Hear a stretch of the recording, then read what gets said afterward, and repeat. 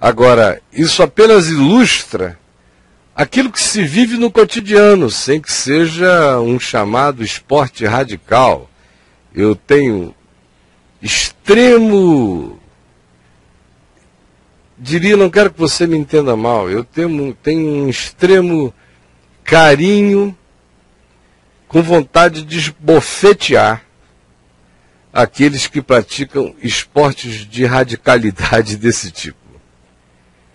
Sinceramente, quando eu vejo o cara brincando de passarinho sem que o seja, quando eu vejo o cara escalando o que não é para escalar e sabendo que é risco mesmo, me dá uma dor enorme, porque você vê alguns se estrepam todo, perdem pernas, perdem braços, depois botam braço mecânico, perna mecânica e dizem: voltei a praticar o meu esporte, com lá todo arrebentado, mas o cara não decide andar no chão da terra, ele tem que se pendurar para fora de todas as projeções e em relação a toda a violação da lei da gravidade, para ele se sentir bem. E diz: eu só me sinto bem, só tenho bem-estar quando eu estou lá em cima. Andando aqui embaixo é um tédio. Bom é ficar igual um morcego no Everest, pendurado para o lado de fora. Aí quando eu vejo um cara desse despencar lá de cima, se arrebentar todinho, eu fico com muita pena da mãe, do pai, da mulher, de todo mundo, compaixão dele, e ao mesmo tempo dizendo: meu Deus, por que ele foi flertar com aquilo com o que o Deus encarnado não flertou? A gente não vê Jesus flertando com nada que seja antinatural. A gente não vê nem Jesus usando o poder dele para realizar o antinatural. Toda expressão de vazamento de poder sobrenatural de Jesus era vinculada à misericórdia de servir e de curar e de atender alguém, não por bem-estar, não por magia. Mas existe um quê de: se tu és o Filho de Deus, corre esse risco, rolando como tentação no coração da maioria daqueles que se viciaram no perigo.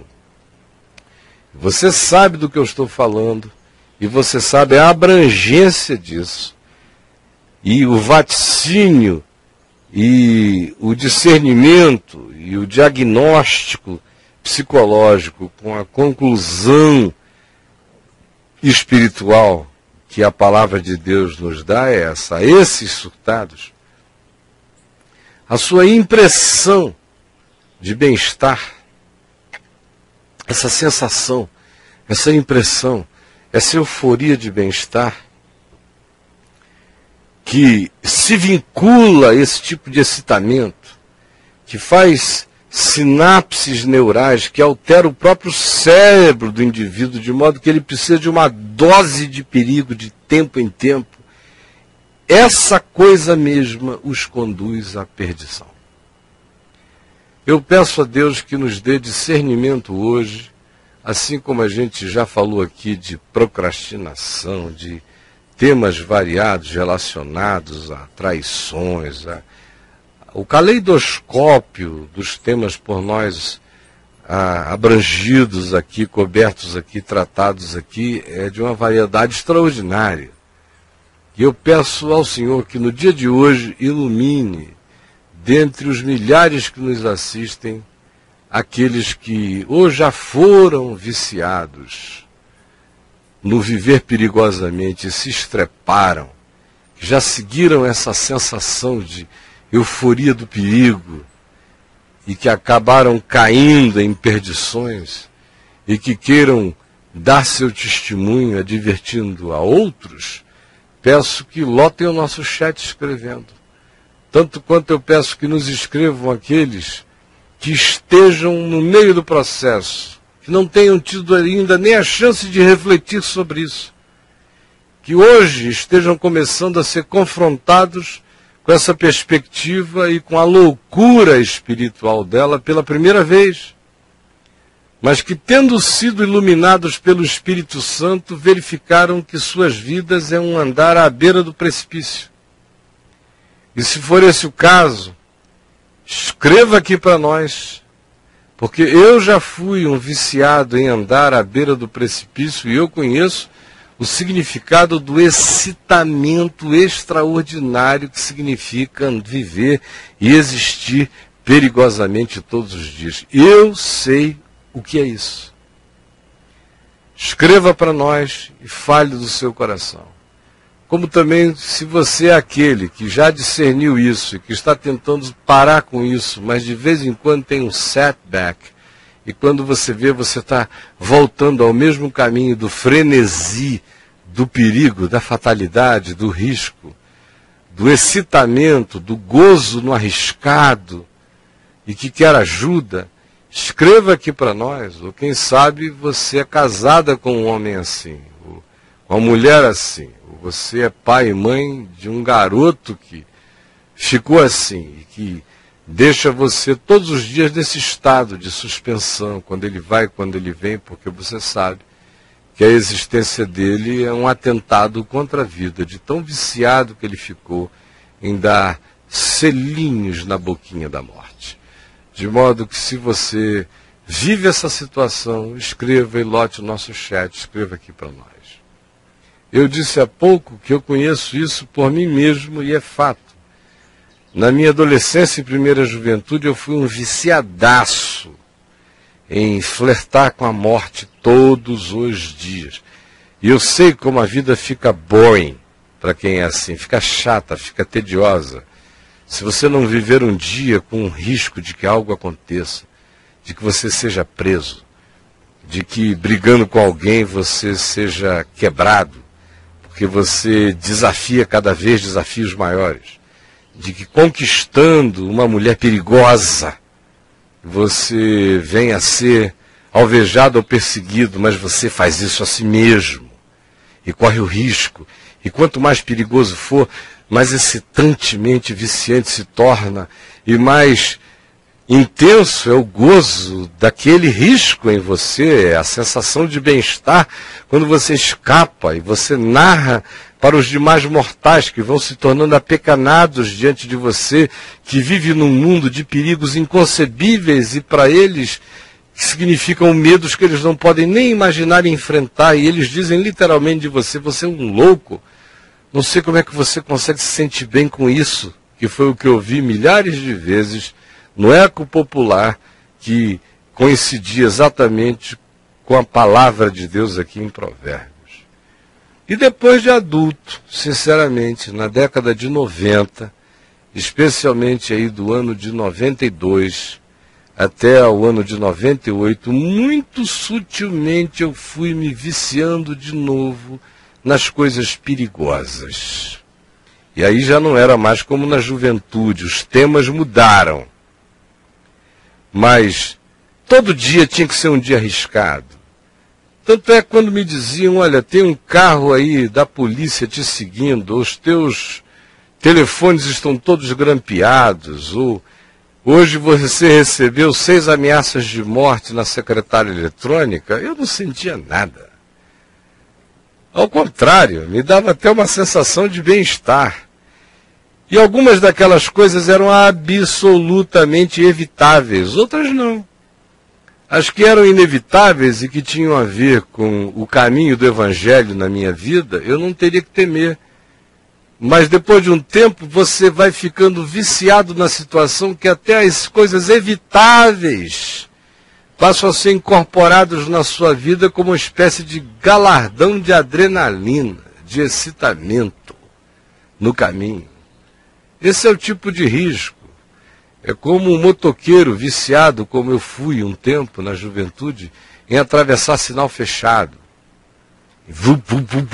Esperar fechar, para ver no que dava e cruzar. Zim!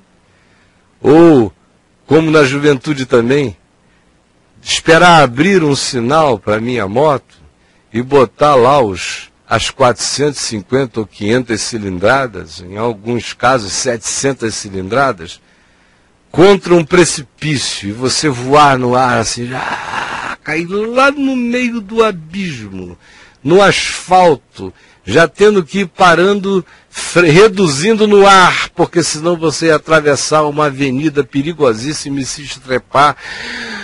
mas faltando alguma coisa para excitar, servir aquilo mesmo, e você fazer aquilo todo dia, toda hora, até o dia em que se estrepa, né? Todinho.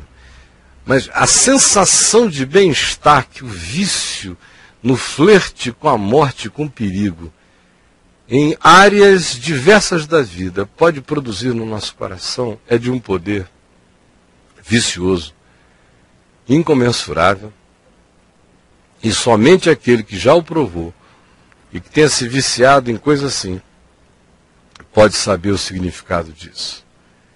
É como alguém que recebe o salário no fim do mês pelo trabalho que fez de maneira tediosa, mas fica num excitamento extraordinário quando ele é chamado à parte num canto qualquer e alguém dá uma boladinha de dinheiro dizendo: ah, isso aqui foi o que sobrou daquela negociação que ninguém ficou sabendo, pega e leva o teu aí. O cara, ai meu Deus, eu sou o rei do mundo. Ele pode ter em casa esperando por ele a mulher mais maravilhosa, mais meiga, mais cândida, mais amiga, mais fraterna, mais entregue a ele. Mas isso não é o bastante.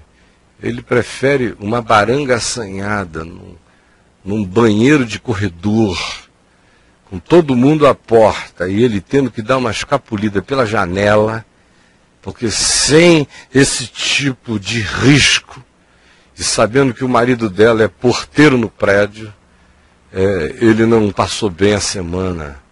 Tem que ter uma loucura, tem que ter uma esquisitice, tem que ter um risco, tem que ter uma paquera perigosa com o namorado da melhor amiga, tem que rolar um lance com a mulher do melhor amigo, ainda que não aconteça nada ainda, mas que corre o risco de acontecer, que corre o risco de acontecer, que corre o risco de acontecer. Isso em qualquer área, às vezes até no ministério, você fica viciado em fazer o impossível, o absolutamente louco, aonde você olha e diz: bom, não tenho a menor condição de fazer, mas eu vou fazer assim mesmo, porque eu sou doido, eu sou um doido de Deus, sou um louco da fé, e a palavra rema está na minha boca, e eu vou comprar esse negócio aqui agora, vou assinar o contrato, vou dar o cheque sem fundo pela fé. E ele sente um excitamento danado em fazer uma loucura dessa, doido. Ele vai ficar num frenesi extraordinário, estranho e paradoxalmente dá uma sensação de bem-estar. É a loucura como bem-estar instalado no coração do indivíduo e sem cujo frenesi a vida se torna um tédio cansativo. Acho que você já entendeu o espírito do que eu estou dizendo. Eu peço ao Espírito Santo que faça os aplicativos necessários na variedade das circunstâncias, situações, contingências e vícios de cada um de nós nesse tipo de área e de espírito existencial e psicológico que pode nos adoecer e, por fim, nos destruir. Por favor, olhe para a sua vida, porque não é apenas uma alternativa essa de viver assim ou não.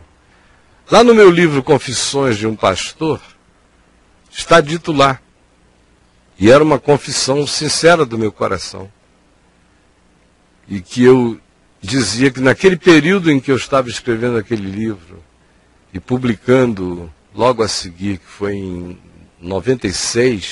1996, eu não conseguia viver nos ambientes planos.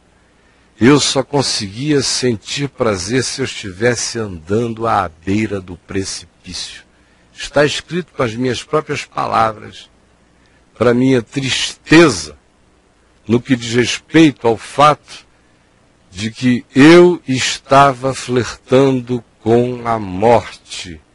E, de fato, esse flerto acabou em encontros que quase me mataram. De modo que aqui não existe um ser teórico falando a respeito desse assunto com ninguém. É alguém que sabe na alma, na mente, no processo cerebral, nas químicas, nas alquimias de derrame de euforia que isso pode produzir, o significado viciante desse estado. E mais do que isso, o resultado desastroso de se deixar levar na loucura e na impressão de bem-estar, que no final nos conduz à ruína e à perdição. A palavra de Deus adverte, adverte, adverte. Tem alguns que são apanhados na primeira, outros vão passando e acham que se tornaram aqueles que podem dizer sobre si mesmos: minha profissão é perigo. Eu sou cidadão, profissão, perigo. Sem nenhuma necessidade, é apenas o galardão que tira do risco a sua recompensa, apenas pela vontade de correr de maneira suicidamente encantada aquele risco. Você me compreendeu?